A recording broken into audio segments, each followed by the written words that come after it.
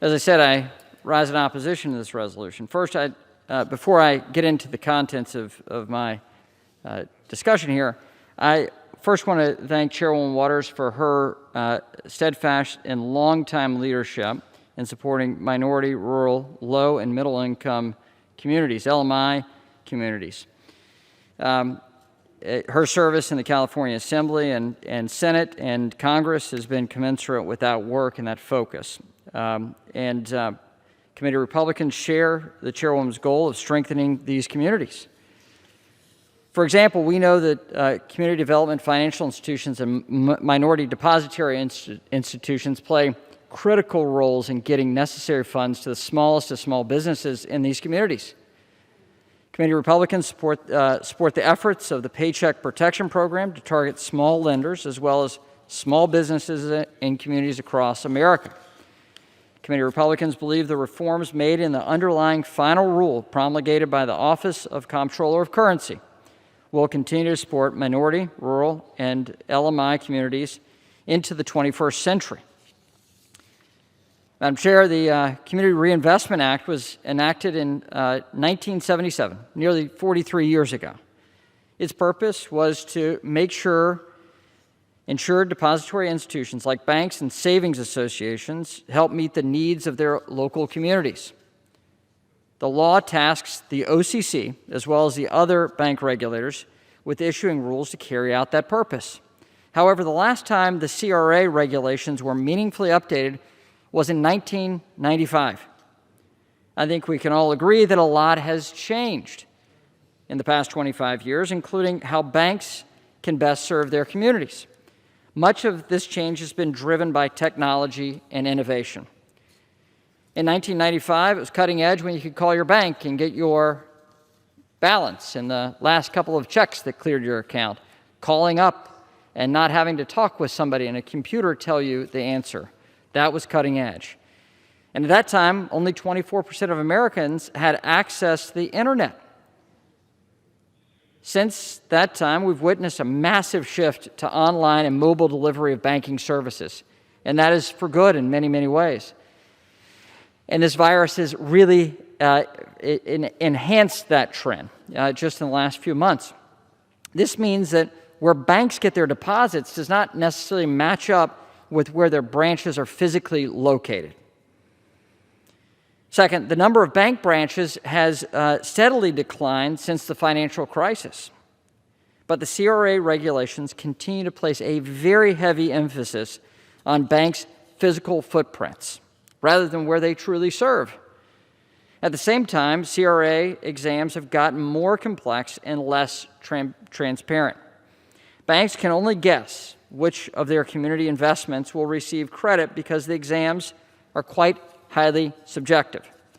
The written evaluations can be thousands of pages long, and yet the regulators and the public have no clear data to help understand where all the CRA money has gone.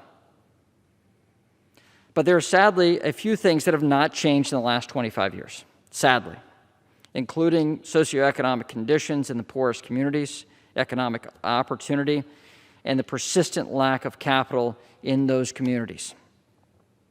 The CRA is intended to help address those issues, and that is why it's a vital and important law, and properly structured can deliver in a better way. But clearly, we know the status quo is not working. And it's not working for the communities that we care desperately about giving opportunity to, economic opportunity to. And that's really what this is driven towards with this law. Modernizing this regulatory framework is long overdue. Here are a few aspects of the rule that I believe represent major improvements over the old regulations. First, the rule provides for a public list of activities that will count for CRA credit. So the community can understand, the banks can understand, and we as elected officials that have oversight of this program, we can understand too. And they'll have that public list on what counts for CRA credit. This list will eliminate regulatory ambiguity and provide certainty over the types of investments that will lead to a good evaluation. With more certainty, banks will naturally make more investments. That is how capitalism works. This change alone is likely to increase community reinvestment across the board. Second, the rule provides a better model for where the activity can count. Banks will be incentivized to invest where they take deposits instead of only around their branches. Let me explain. Previously, a bank was only evaluated on its lending and investment in an area around its physical footprint. But banking today is very different than it was a generation ago when this regulation was written. Banking today, with the help of new technology and innovation, has changed substantially. So if an online bank chooses a headquarters in one state, let me give you an example, Utah. Utah has a lot of online banks, and they domicile in Salt Lake City. So that's where their community giving is, around Salt Lake City, even if they take most of their deposits from Chairwoman Waters' district or my district. And so, if you have that headquarters for an online bank, it should not prevent them from making investments in other states or localities that desperately need capital.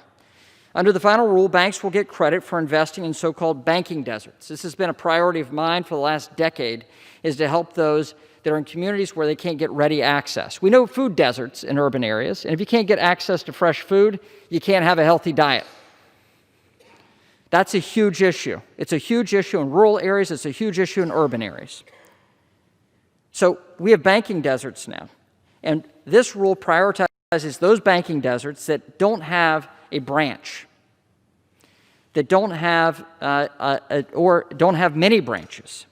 And those underserved places under this rule are distressed areas, economically distressed areas, tribal lands, folks that have been hit by natural disasters, regardless of where they get deposits or if they get deposits from those areas. I think there are some laudable changes.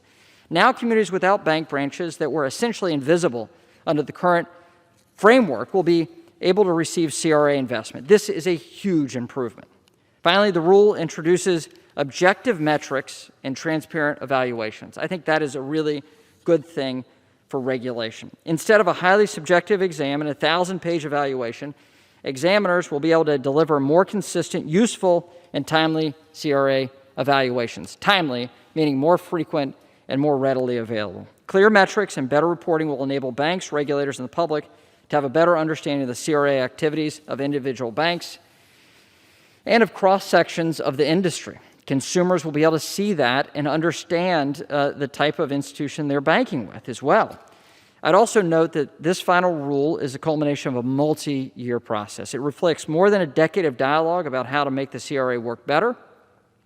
It builds on recommendations that federal banking agencies submitted to Congress in 2017 and recommendations released by the Treasury Department in April of 2018, and more than 7,500 comments submitted during the rulemaking process that updated and changed and made better the regulations that they put forward, the administration put forward.